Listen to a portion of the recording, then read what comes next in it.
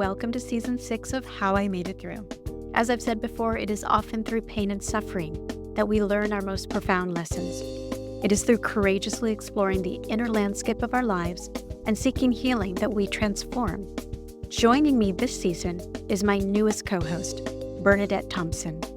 Bernadette and I invite you to join us now twice a week as we continue to explore the extraordinary stories of those who've had near-death and spiritually transformative experiences, or are simply wise and old souls sent here to help the collective awaken and heal.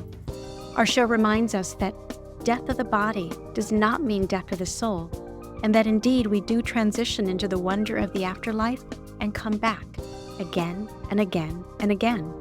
Our hope is that each episode will serve as inspiration for your own spiritual discovery. We thank you for joining us in this powerful learning and ask that you subscribe, comment, like, and share. Together, we can spread the growing awareness that we are all infinite souls sent to Earth School at this very unique and miraculous time in human evolution. Welcome to How I Made It Through. Today, we are so thrilled to welcome Lee Ann Fortunato-Heltzel. I'll go ahead and read your bio, and then we'll dive into what I'm sure will be a really rewarding conversation.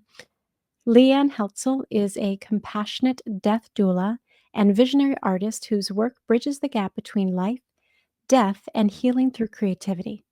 Lee Ann's approach to death doula work is unique, reflecting her deep commitment to helping others navigate life's profound transitions. Her journey has taught her to find beauty in every moment, inspiring her creation of MetaArt, a transformative genre of art aimed at connecting people with higher states of consciousness and emotional healing. Lee Ann's MetaArt pieces serve as visual and meditative tools, offering peace, clarity, and reflection for those seeking connection to their inner selves or loved ones. She understands that MetaArt is a simple tool to support the inner journey to one's fully realized divine self.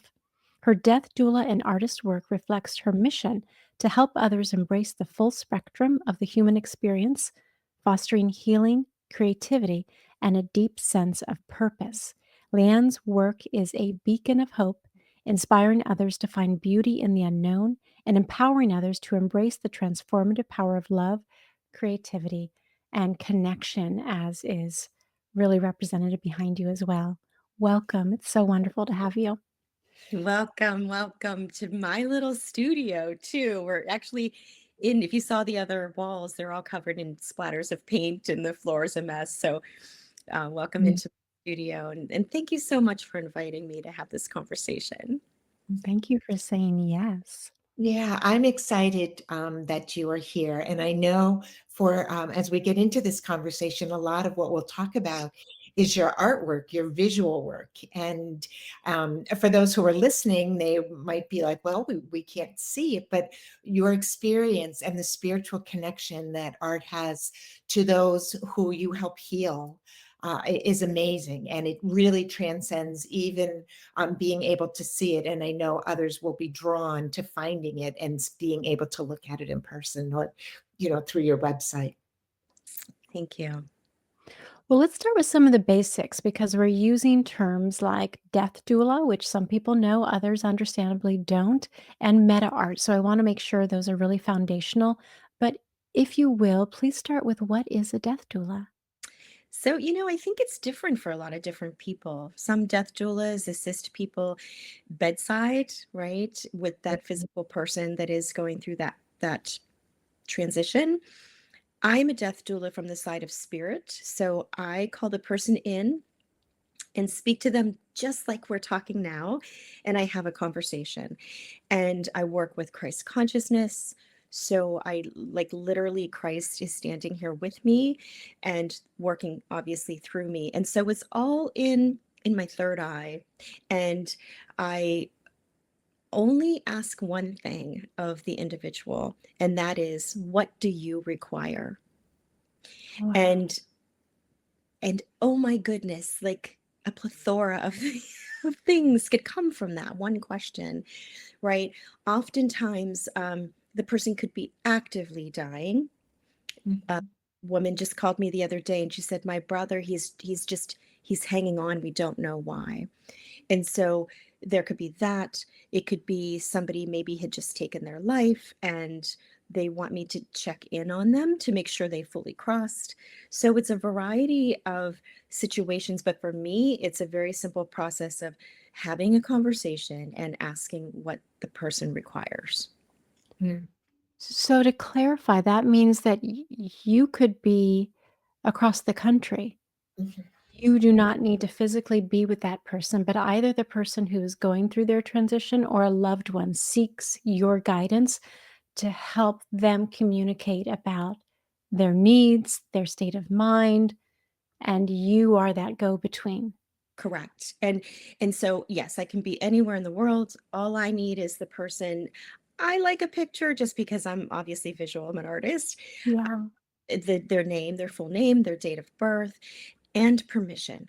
So permission from that loved one, because when I call that person in, it's like I'm calling them into my room here.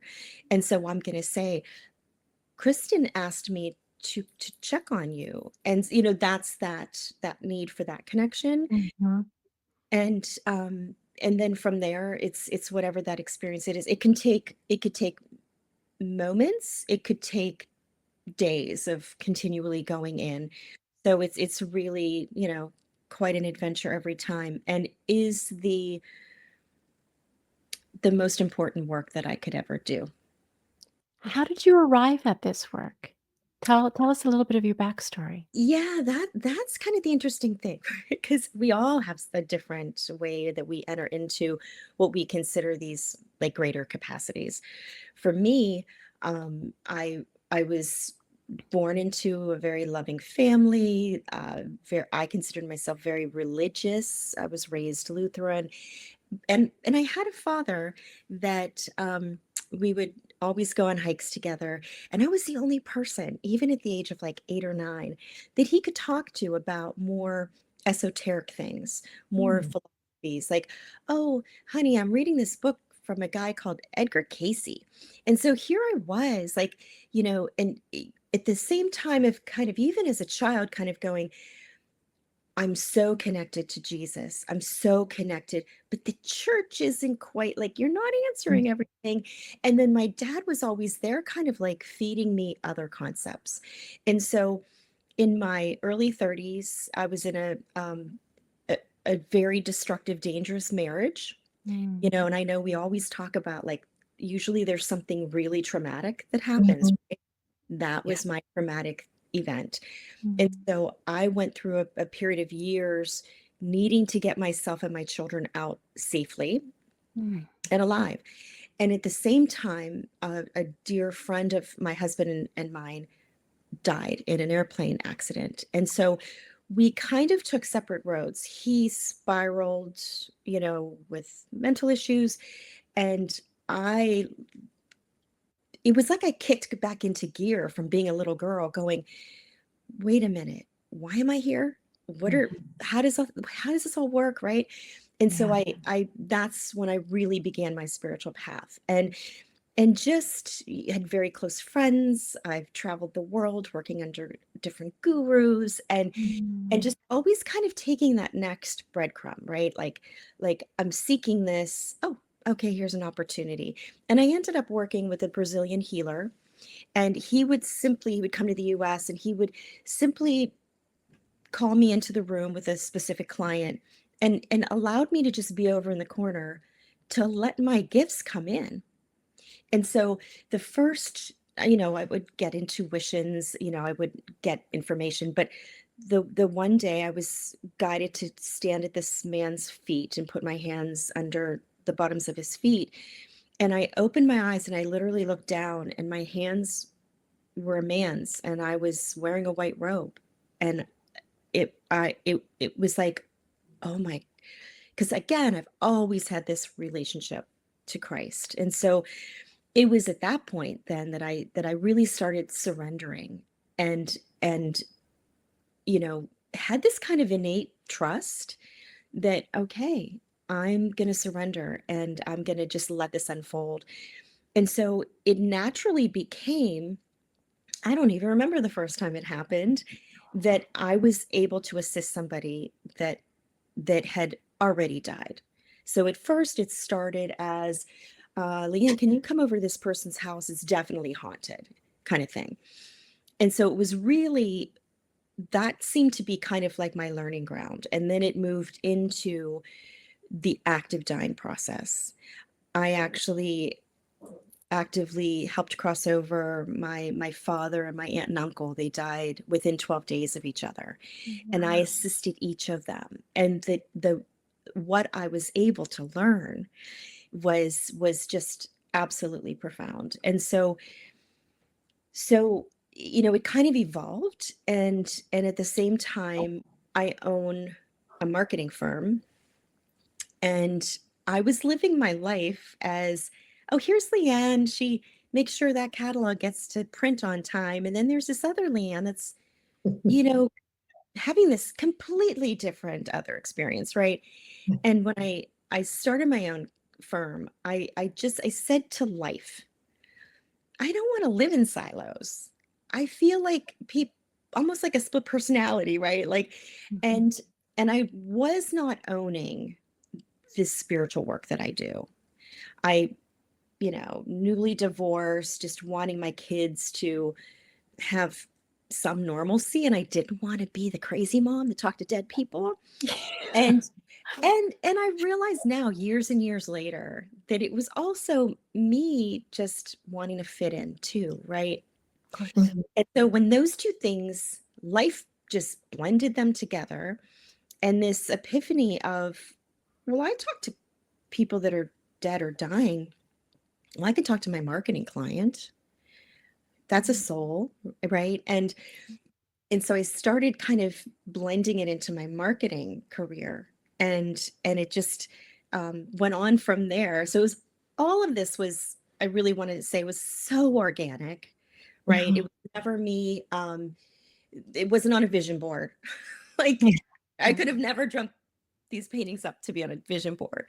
Yeah. And it was just really truly surrendering to life. And so I started doing these readings, I call them meta insights, with my marketing clients. So it became this rule that if you work with me, I'm going to be working with your higher self, whether you're the entrepreneur, if it's a number of people that are the owners, then I'm going to be dealing with all of your soul levels, where they come together and made this agreement, right? That we're going to start this company, that we're going to bring this to the world. God, I So love I this. call that the creation point. So I started doing these readings, which are transmissions, they're channelings. I'm having that conversation and talking about what is the highest purpose and vision and capacity of this company.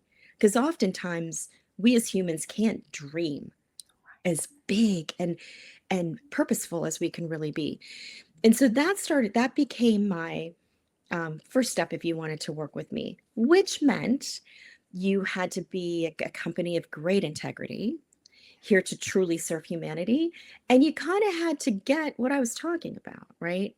And be open to getting this kind of information. So, And were they not like because well, I know so many people, and there's one person in particular who's right at that juncture. She's like, "I don't know if I'm ready to come out of the closet."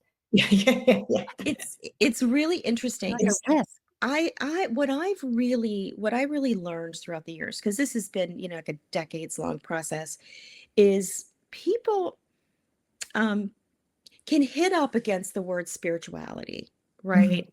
And I really view everything that I do as human potential.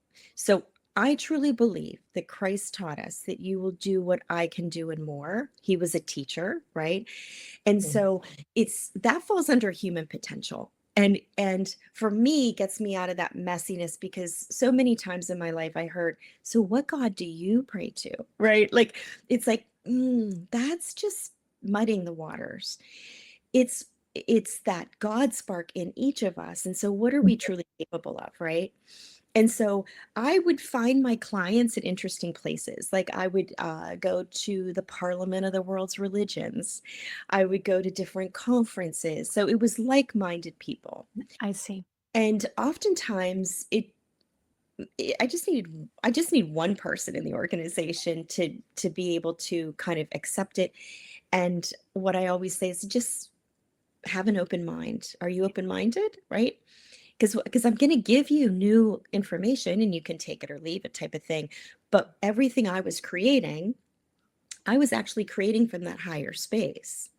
So then what I was finding was anything I was creating, magically, like doors were opening, like, Mm, things were happening for these companies because they were energetically aligned yeah, with their highest purpose, right? yeah. And so this is great. Got lots of fun stories with that. Going along, like, getting more of a so I was a multi-dimensional marketing firm is how I, called myself at that time. And then in 2017, something remarkable happened where those loved ones I mentioned, my entire elder generation passed away. Mm, My children were all out of the house. They were grown. They were all thriving. mm, I was engaged and I left that relationship. I'd sold my home and I had this huge, I would call it, that spiritual transformative experience, one of those, right? This conversation with Christ that I was shown my life like if it were a wheel and I was in the middle. And in all of those segments, it was that relationship that ended, that house I sold, those loved ones that I didn't have to caretake anymore, those children that had their wings. And I kind of looked at it and said, "Oh, those are kind of sad, right?" mm. And then I don't even know what happened, but all of a sudden I saw it again, and what I saw was freedom, no house, freedom, no ties. And so I was directed to get rid of everything I owned and get on the road. And I called my marketing clients and I said, "Hey, that marketing strategy I'm doing for you? I could do it like in your town and you just put me up somewhere." And off I went. And so I'm on the East Coast. My first gig was a month in Tucson, Arizona. And that client, um, a dear, dear, wonderful friend and sister, actually, I'd already done her logo, sort of, you know, I'd been working with her for some time. And she said, that place you go in my highest self for on my, for my work on behalf of me, I'd like you to take me there. And I thought, well, this is interesting. And so again, I surrender and trust, like all this wouldn't be unfolding if there wasn't something to do.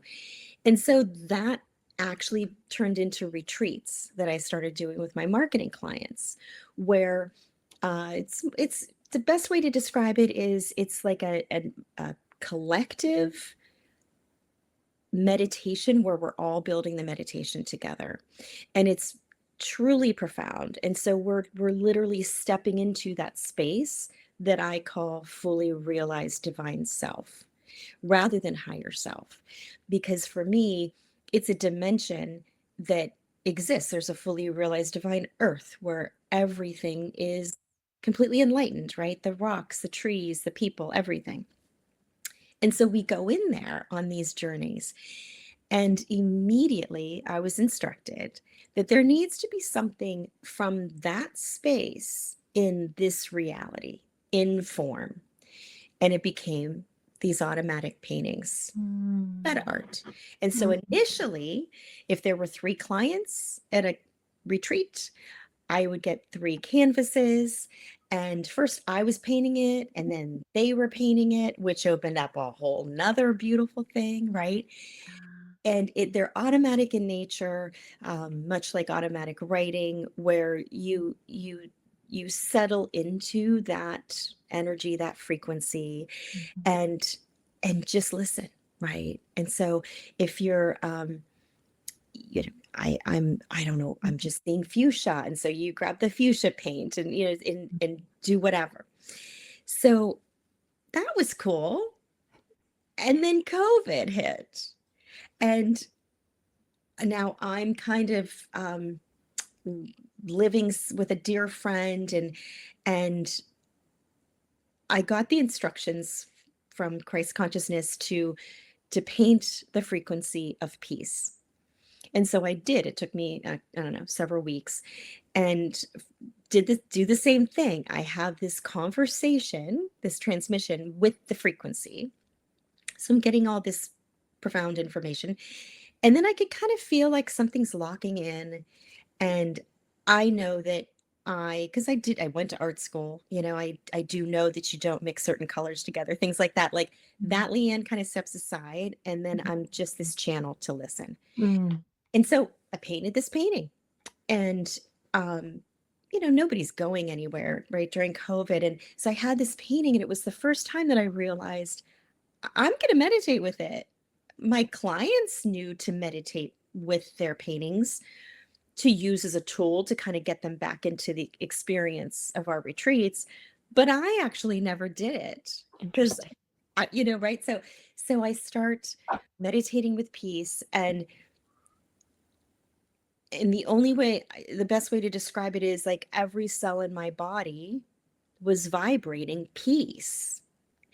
And so I it wasn't until then that I understood that these frequencies are really masquerading as a painting. Mhm. So the painting doesn't represent peace, it is peace. And that Mm. frequency is going through the retina to the hypothalamus directly to the pineal gland. So these paintings bypass the intellect and Mhm. age with the seat of the soul, right? That divinity within us. And so it that frequency can give us everything we need in any of our energy bodies. And so this is a very abstract thought. I get that. It's like, what? How can that be? But but it really is true. I had Yeah, peace. I was Yeah. I was gonna say, just as you were saying that, because I know it's hard for people to understand the concept, but so behind you is, and I'm just gonna tell this little bit of a Yeah. story because 'cause it'll help people understand, I think. Behind you is this painting that you did at the IANS conference, International Association of Near-Death Studies. I was there. I was actually able to not only watch you do it, but add to the painting. And what I want to say, the experience I am having right now in this moment is a connection with that painting behind you because I Mm. was part of it. So I want to throw the little metaphysical in there about seeing it even from this we're on Zoom, so we're seeing it from through a lens, and I can still feel that energetic feeling from that painting that happened while we were there. Thank you so much, Bernadette, because that was really such a remarkable experience. That one in particular, my paintings usually take weeks, if not months, and that painting was complete in 4 days. And again, it's this trust, surrender. Um, can I do a painting that's an entire door? So it's like 3 feet by 6 feet, right?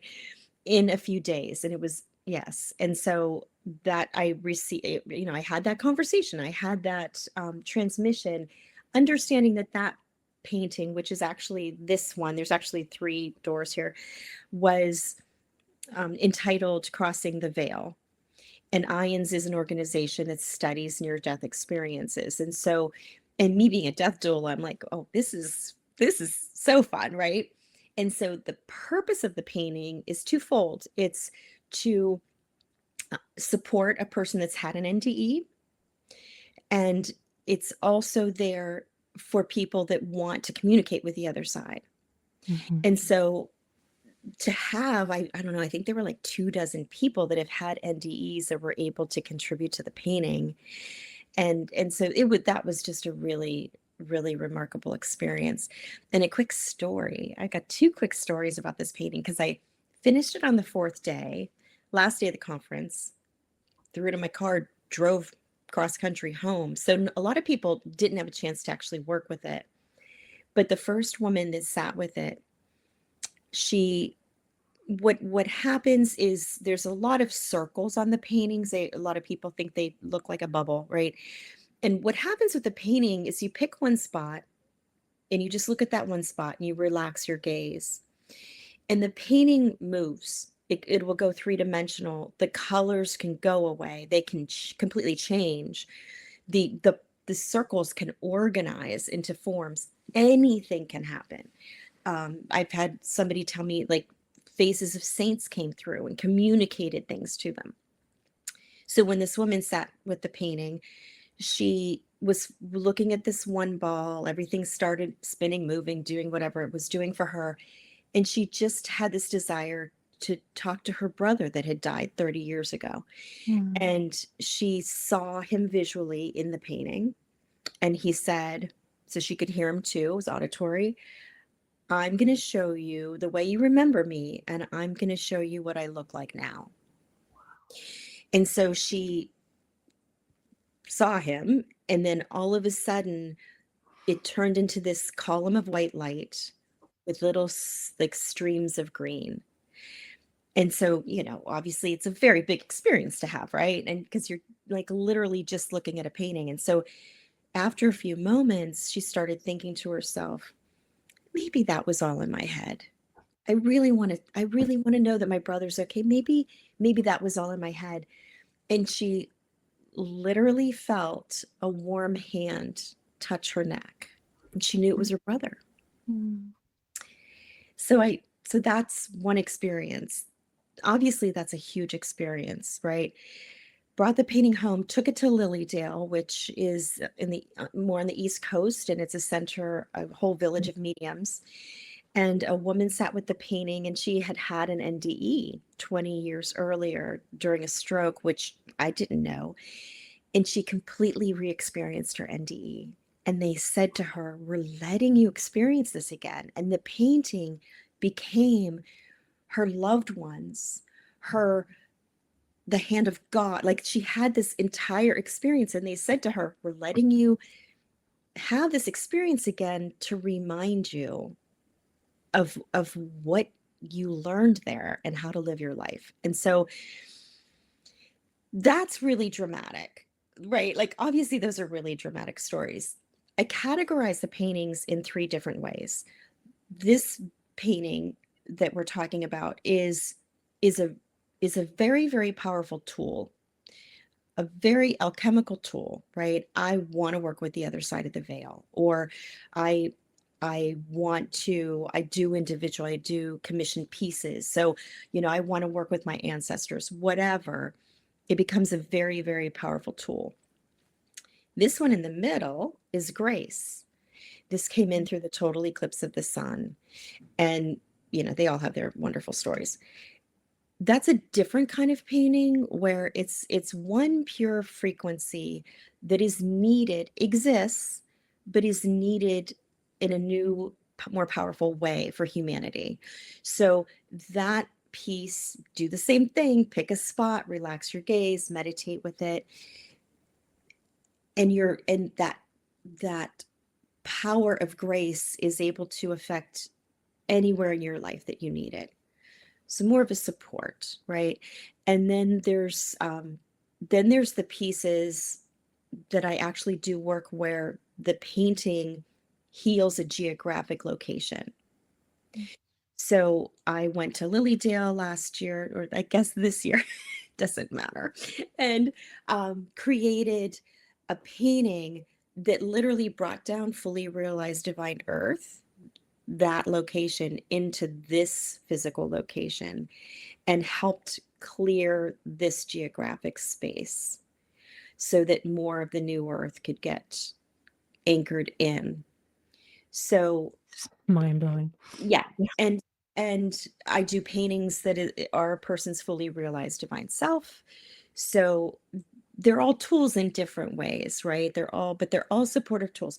And what I love about it, and again, none of this was my idea. Like this was just this answer to me going, what? Okay, I'll do that. Is it's not outside of the person that's experiencing the painting.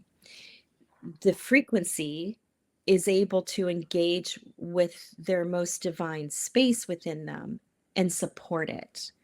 So I think that's what I love the most about it, is it's supporting the the the God spark that's already in us, right? It's not Mhm. going, look over here, here's your answers, or here, you got to come over here, or go through another person, or whatever. These are supporting the individual in any and every way that they need.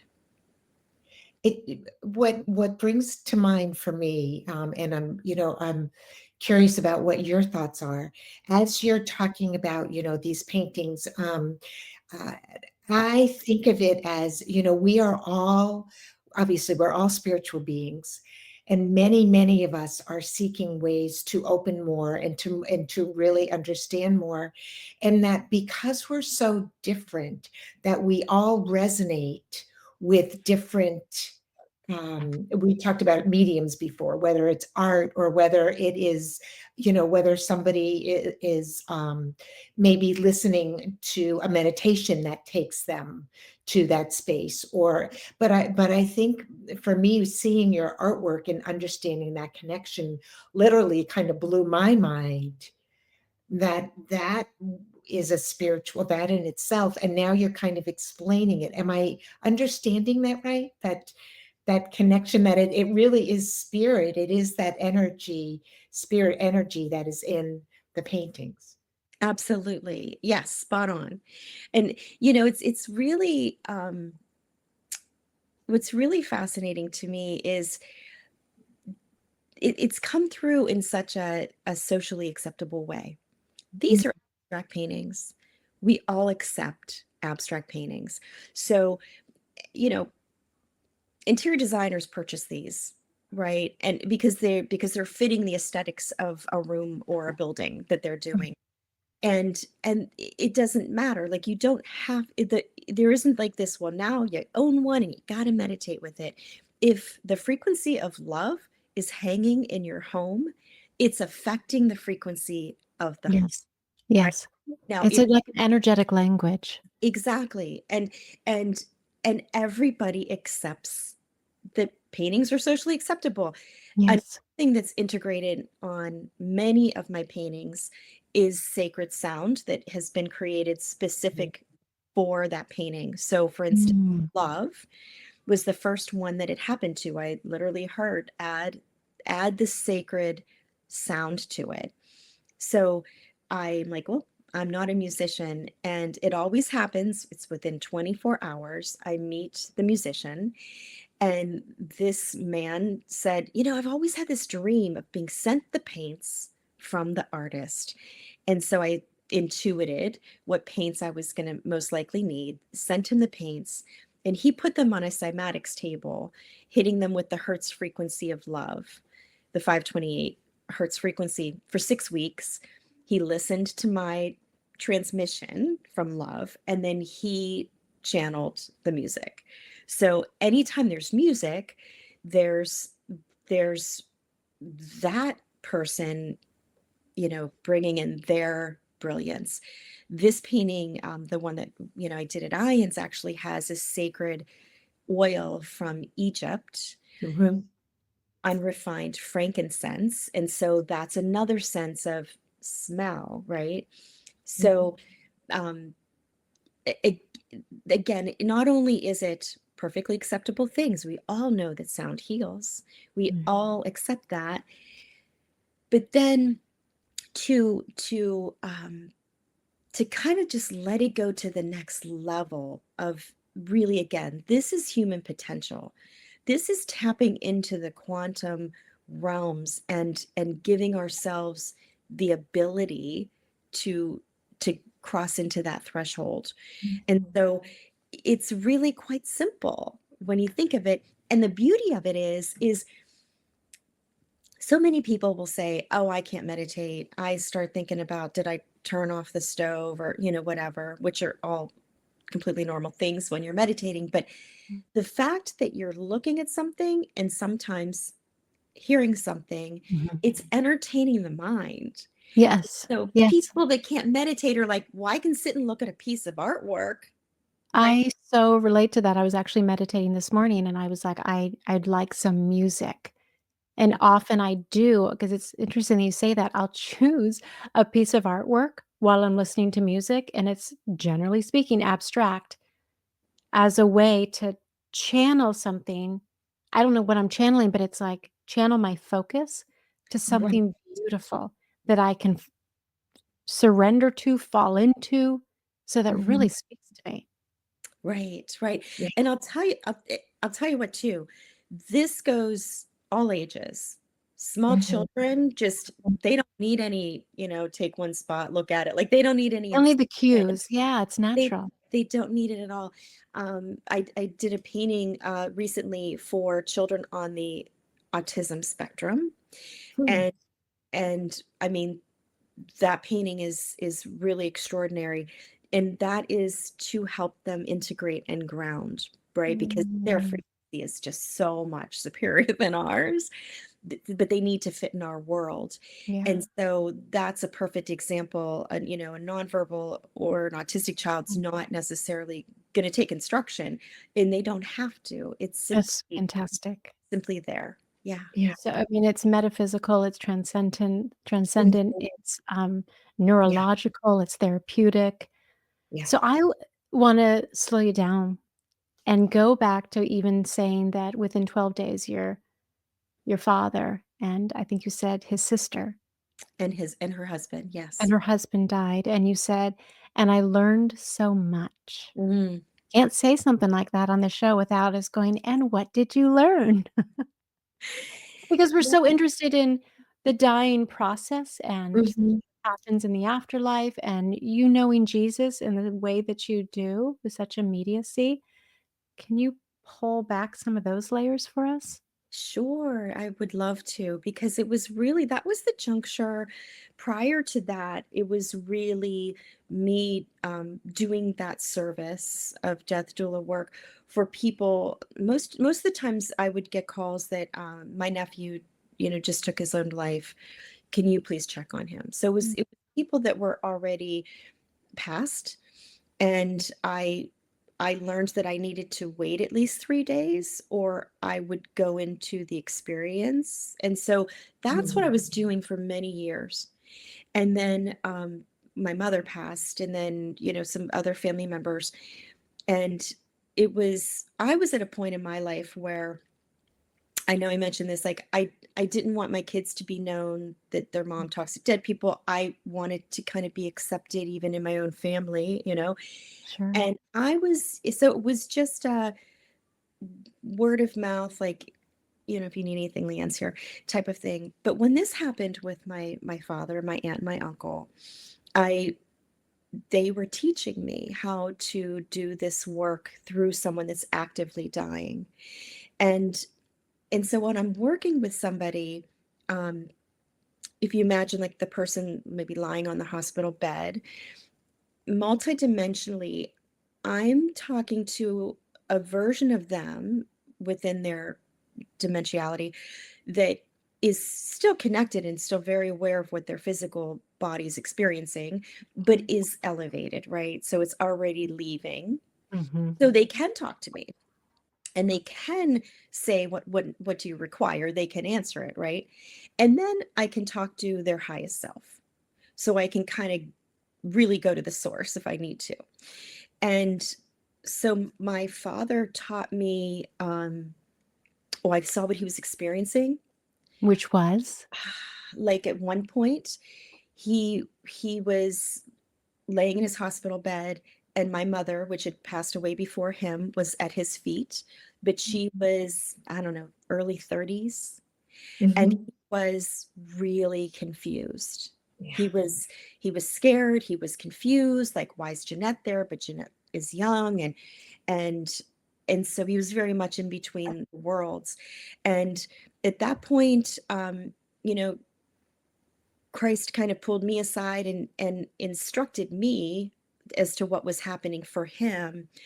And what often happens is there's just this, like, I see it as like a white mist that just surrounds the person. And, you know, depending on what people believe that is, it could be their angels or guides. It's love. I know that.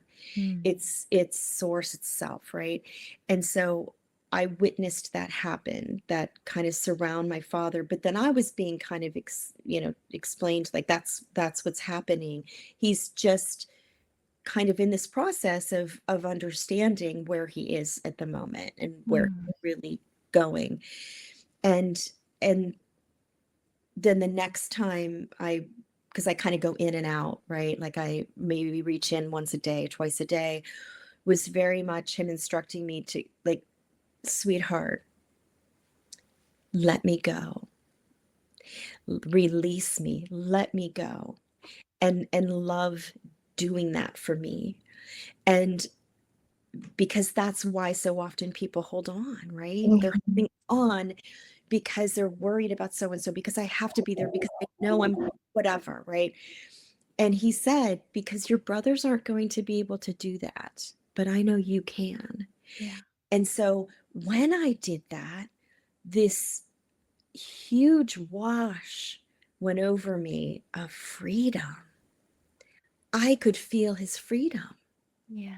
Mhm. And so um it just feels like threads being untangled and let go, Mm. right?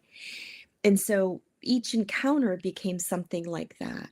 And um my aunt, she I needed to go in and I needed to unlock each of her chakras.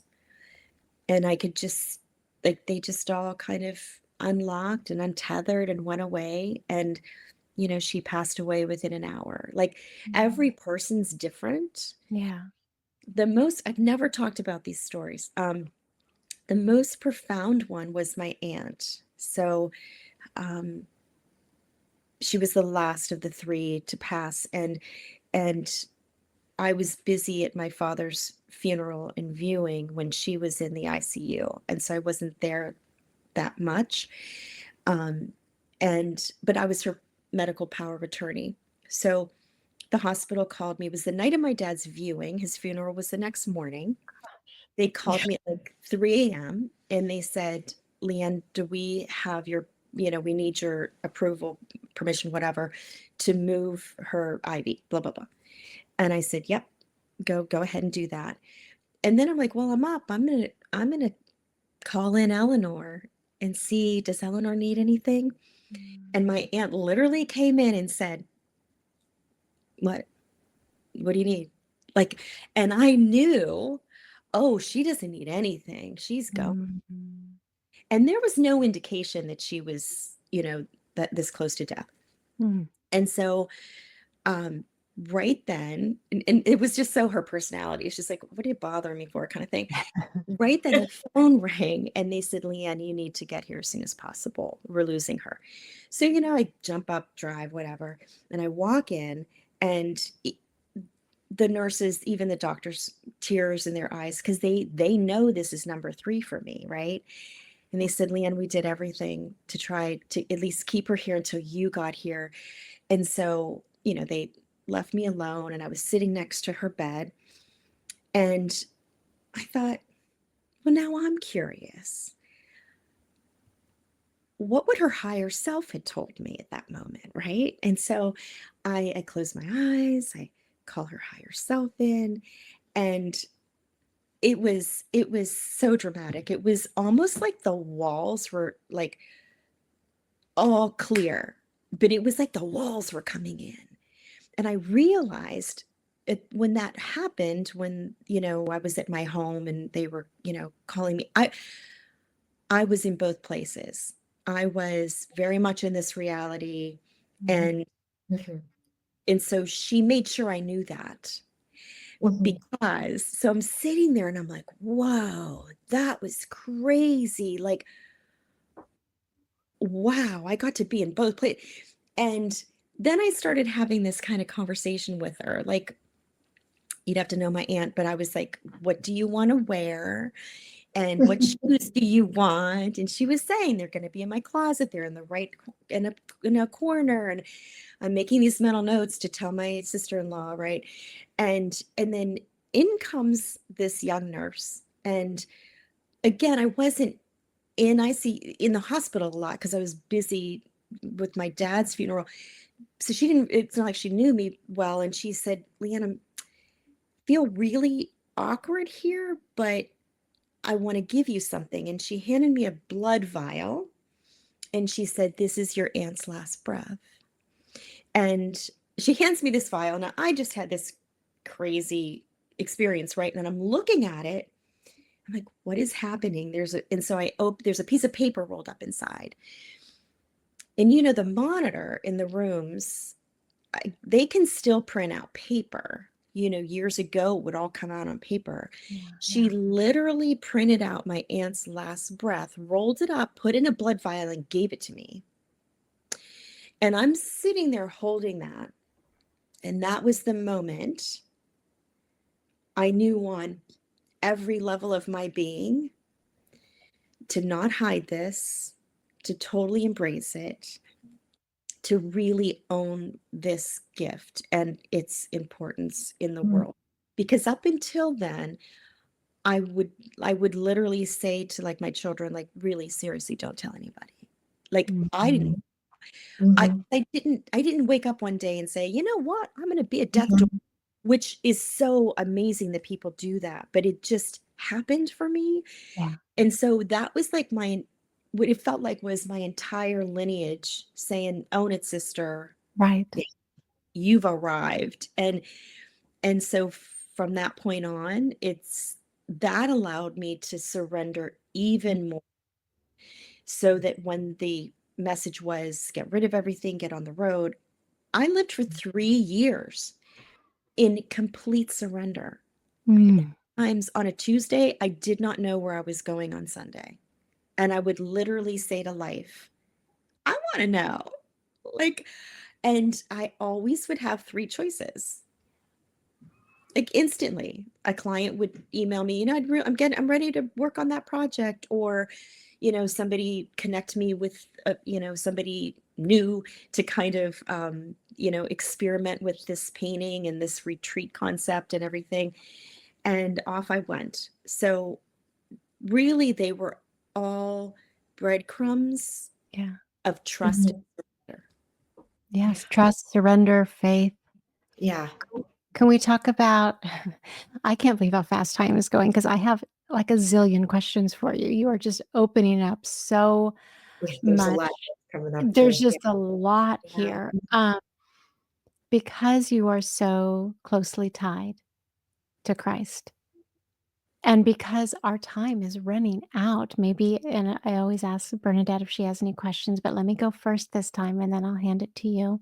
Okay. Does he have any messages or recurrent messages that you feel compelled to share or willing to share? Right, right. Yeah, I will say that love being the most powerful thing and really the only thing there truly is the one that really drops in. I will say that, when I do these called meta insights, right, for individuals, yes, very personal stuff will come through, but there is a lot of information that comes through that is for the collective. And so I do have a newsletter that I put out once a month that I go in and ask, like, for the collective right now, what do we Yes. know? Yeah, that's what I'm asking. You said it so much better. Yeah, but it really always comes back to that one, right? Is that love is all there is. Love is creation. Love, literally creation. And it's in everything and everywhere. And it is always our choice to see it even when we can't see it, to know it even when we don't feel like that's what's happening in our lives. And always make that choice towards it. And so I would say that's the most powerful message. I think what I want to do it. And so much I resonate with. You know that I am also a death doula, end of life doula. Um, but what resonated with me in this whole experience of you sharing is um, just this, how you can reach, there's so many different ways to reach somebody, to help them raise, to rise, to get to that next level up. And so I just think that these paintings, the connection, the Christ conscious connection that you have, there's so much knowledge that you have for our audience to take a little bit with them. And I know Kristin would ask this next question, but I will say, how do those that are listening, how do they reach you? How can they work with you? And what I know that there are so many things that you can do with them. Your story was incredible. And so could you share that with us? Sure, sure. Well, the basics, which I'm sure you'll have probably listed right in the description, is my name, is my website. So it's LeAnnHeltzel.com. And so that there's everything about me on there. There's, gallery with the art. You can purchase reproductions, you can order commission pieces. I also do retreats where people, we have these journeys that are very similar to the retreat that I mentioned that I was doing with marketing clients. And then you paint your own portal to your fully realized divine self. So I do that. And I also do these paintings at conferences like the Ions where it has its own purpose, and as well it's really coming into being from all the energy and all the wisdom that's at that conference or gathering. So, and I also do speaking engagements, but it's really in those ways. I also have people come and retreat privately with me at my home studio, where it's more of a much more kind of intensive experience. So, yeah, so thank you for asking. What an extraordinary life you are living. Mhm, It's just so fascinating. Thank What you. a gift. And I do want to end with too that I believe that these paintings are not just for those who meditate, or not just for those that want to grow spiritually or consciously. They're for everyone. Again, if love is hanging mhm, in, I don't know, the halls of Congress, then love is more easily there. And so that's truly what I believe, that uh, mhm, I believe that's why these frequencies are coming through in such a socially acceptable way. mhm, Yeah. Yeah, exactly, exactly. Find a medium that people already appreciate and can accept and let it be that conduit. Right. Ah, it's so good. It's so good. Well, thank you so much for your time and your gifts and all that you've shared and taught. It's just been miraculous and beautiful, and the Well, message of love is heard. So thank you. and thank you so much for having me. And I am going to send you to a link for a free meditation video so you can experience some of these paintings. Oh, Share that with your audience. oh, that's so generous. Thank you. You're That is so welcome. fantastic. Thank you. Thank you. Thank you. How I Made It Through is produced and distributed by EIQ Media, LLC. Elevate your emotional IQ with podcasts and content focused on overcoming adversity, leadership, mental health, entrepreneurship, spiritually transformative experiences, and more.